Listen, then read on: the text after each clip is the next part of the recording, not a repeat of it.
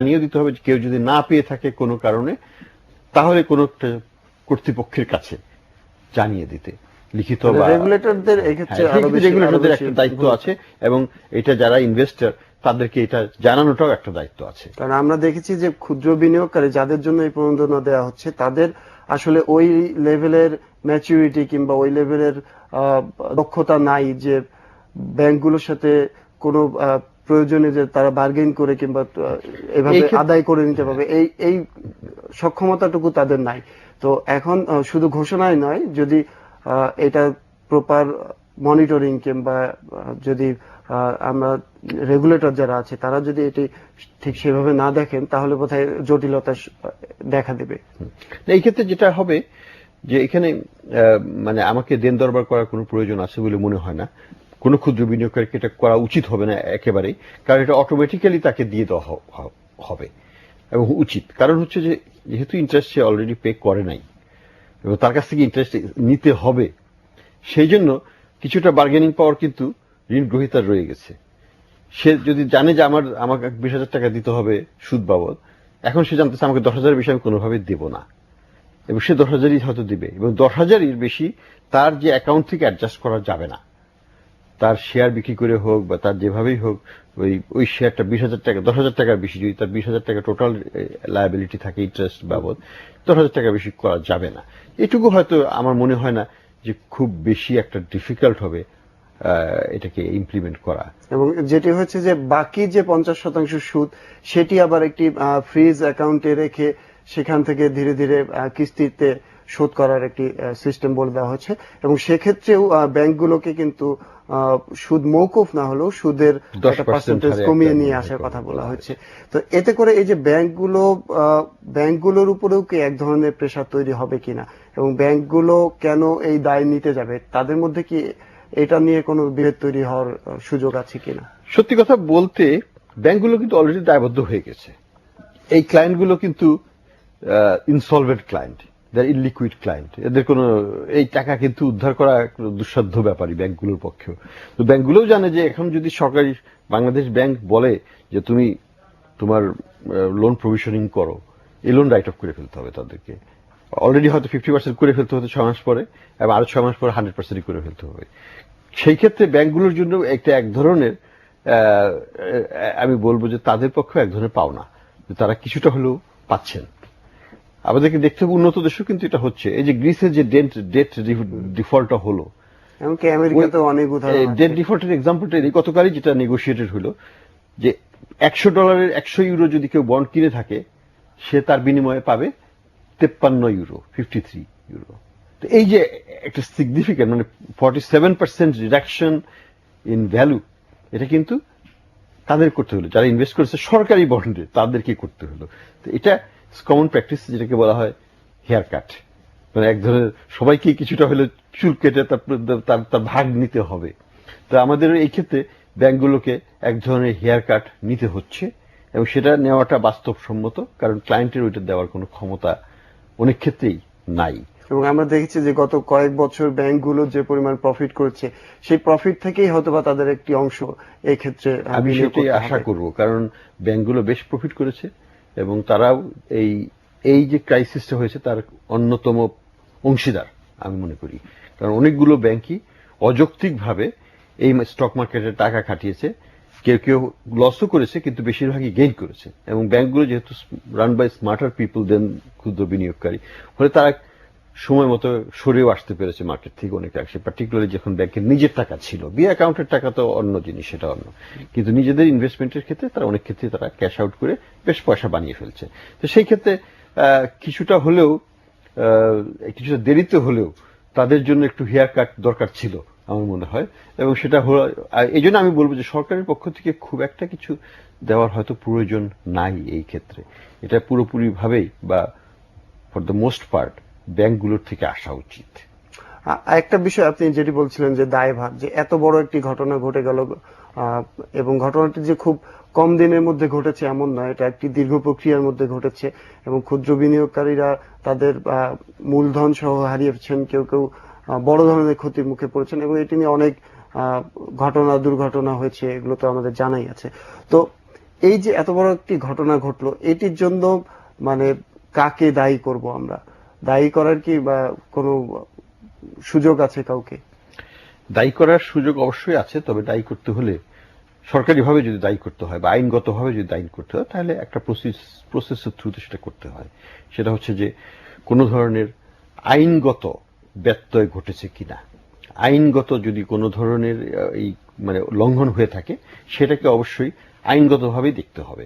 তবে আমি যেটা বলবো একটা জিনিস, যে যে স্টক মার্কেটের যে আমরা যে যে যে ক্রমাগত বৃদ্ধিটা দেখেছি, এটা কিন্তু হচ্ছিল এবং বেশ অনেকদিন ধরেই হচ্ছিল, এবং এটা বিষয়ে সতর্কবাণী বিভিন্ন মহল থেকে এসেছিল, সরকারি মহল থেকেও এসেছিল। শেষের দিকে কিন্তু সরকারি মহল থেকে বেশ জোরে সোরে বলা হচ্ছিল ক্ষুদ্র বিনিয়োগকারীদের জন্য এবং সব বিনিয়োগকারীদের জন্য, যে আপনারা এখন মার্কেটে কিন্তু আসবেন না, কিন্তু তারপরেও তারা আসছিল।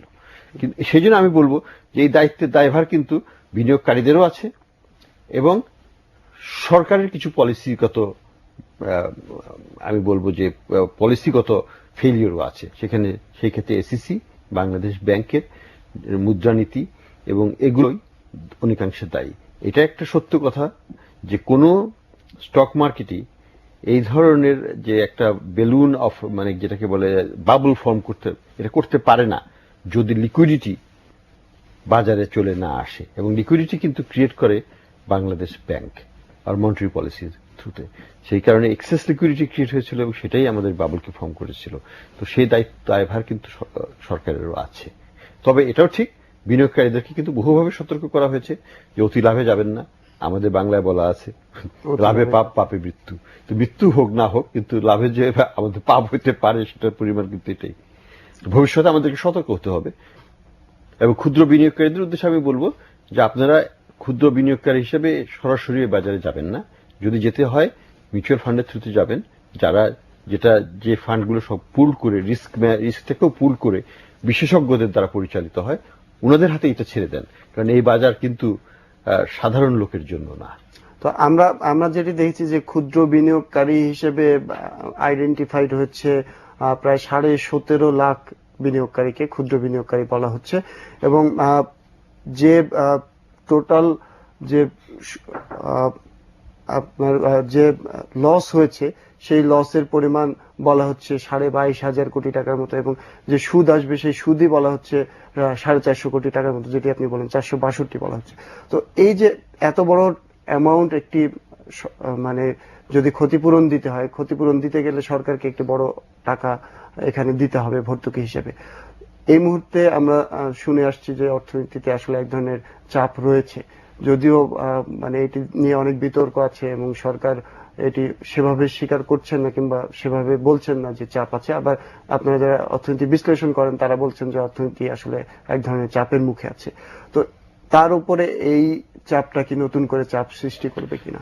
না, অবশ্যই আমি বলবো যে সরকারের এখন বর্তমান পরিপ্রেক্ষিতে এমন কোনো ক্ষমতা নাই, অর্থনৈতিক ক্ষমতা নাই যে আরো ব্যয় বৃদ্ধি করুক।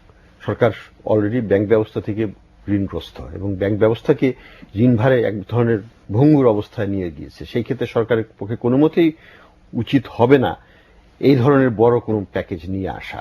তবে আসার কথা হলো যে যদিও এই 22,500 কোটি টাকা লস হয়েছে এবং ক্ষুদ্র বিনিয়োগকারীরা বেশিরভাগ ক্ষেত্রেই সর্বশান্ত হয়েছেন, বেশিরভাগ ক্ষুদ্র বিনিয়োগকারী বা অনেকাংশেই তারা কিন্তু বিও অ্যাকাউন্ট থেকে ওই মার্জিন লোন কিন্তু নেন নাই। তারা কিন্তু হাউস ওয়াইফ, আমাদের মা বোন বা অমুক দুলাভাই অমুক তারা আছেন, তারা নীরবে নিজের টাকা হারিয়ে আর ওইদিকে মুখ ফিরাচ্ছেন না। তো এটা যেটা তারা কিন্তু already out of the stock market, আর ডি ফ্যাক্টো তাদের কোনো ইন্টারেস্ট নাই স্টক মার্কেটের দিকে। এখানে যাদের প্রতি নজর দেওয়া হচ্ছে এটা একটু খেয়াল রাখতে হবে। সেটা হচ্ছে এক ধরনের সিস্টেমিক কারণও আছে এখানে। এখানে হচ্ছে যে বাজারকে যদি একটু স্থিতিশীল করতে হয়, তাহলে এই যারা বিও অ্যাকাউন্টের থ্রুতে যারা মার্জিন লোন নিয়েছে তাদের একটা ব্যবস্থা হয়ে গেছে, একটা স্ট্যান্ড স্টিল অবস্থায় গিয়েছে। সরকার একদিক থেকে ব্যাংকগুলোকে বলছে আপনারা কিন্তু তাদের শেয়ার বিক্রি করে আপনাদের ইন্টারেস্ট উসুল করবেন না, এটা কিন্তু বলা আছে। ফলে তারা ওটা করতে পারছে না, বিক্রি করে যে টাকাটা নিয়ে নেবে সেটা পারছে না। কাজে সরকার কিন্তু তাদেরকে এক ধরনের অব্লিগেশন ক্রিয়েট করে ফেললো। 2 নম্বর, সরকার এটাও জানে যে যদি করতে হয় তাহলে কিন্তু স্টক মার্কেট আবার ফল করে যেতে পারে, এবং সেটা মার্কেটের জন্য একটা সিস্টেমিক রিস্ক ক্রিয়েট করছে। আমাদের এই জিনিসটাকে খেয়াল করতে হবে। শেষ পর্যায়ে আসছে। আমি আরেকটি জিনিস আপনার কাছে জানতে চাই, এই যে ব্যাংকগুলো দায়ভার নেবে, এরকম একটি কথা আজকে অর্থমন্ত্রীও বলেছেন যে আসলে ব্যাংকগুলোই এই দায়ভারটা নিচ্ছে, মানে আর্থিক দায়টা, এবং ব্যাংকগুলোকে সরকার কোনোভাবে এই আর্থিক ক্ষতিটা, তাদের যে অতিরিক্ত ব্যয় হবে সেই ব্যয়টা পুষিয়ে দেওয়ার মতো কোনো একটা ব্যবস্থা করবে। তো এই ক্ষেত্রে কি হতে পারে যে ব্যাংকগুলোকে কি আবার সরকার এটার জন্য আলাদা করে সহযোগিতা করতে হতে পারে কিনা? আমি আশা করি সরাসরি কোনো সহযোগিতা দিবে না, কারণ দেওয়া উচিত নয়, সেটা মোরালি রং। 2 নম্বর হচ্ছে কারণ ওই মোরাল হ্যাজার্ডটা ব্যাংকের জন্য তো অবশ্যই প্রয়োজন এবং বেশি প্রয়োজন, কারণ ব্যাংক সবসময় রিস্কি জিনিস নিয়ে ডিল করে। যাদের হাত পুড়েছে ব্যক্তি খাতে তারা হয়তো আর শেয়ার মার্কেটে 10 বছরে আসবে না, কিন্তু ব্যাংকদের তো মার্কেট নিয়ে ডিল করতেই হবে, কাজে তাদেরকে উদ্ধার করা কোনো মতেই সঙ্গত হবে না। তবে যেটা করতে পারে যেটা হচ্ছে লোন প্রভিশনিংটা রিকোয়ারমেন্টটাকে কিছুটা পিছিয়ে দেওয়া, যেটা বাংলাদেশ ব্যাংক অলরেডি অ্যানাউন্স করেছে যে 31শে ডিসেম্বর 2013 সাল পর্যন্ত এটাকে তারা প্রভিশনিং করতে দিবে না, ফলে ব্যাংকগুলোর জন্য একটা সুবিধা ক্রিয়েট হচ্ছে ওটার জন্য। 2 নম্বর যেটা হতে পারে, যেটা আমি আশা করি ব্যক্তিগতভাবে আমি মনে করি করা উচিত না, সেটা হলো তাদেরকে কোনো ধরনের ইন্টারেস্ট বলে ইনকাম ট্যাক্স থেকে রিলিফ দেওয়া, সেটা উচিত হবে না, কারণ ব্যাংকরা বেশ ভালো টাকায় কামিয়েছে। আমাদের সময় একেবারে শেষ, একদম শেষ প্রশ্ন হিসেবে সংক্ষেপে আপনার কাছে জানতে চাই যে এই ধরনের সিস্টেম, যেহেতু এই পুরো ঘটনাটিতে কারা দোষী তাদের তদন্ত করা হয়নি, কিংবা তদন্ত একটি রিপোর্ট হয়েছিল, তাদের এখন পর্যন্ত কোনো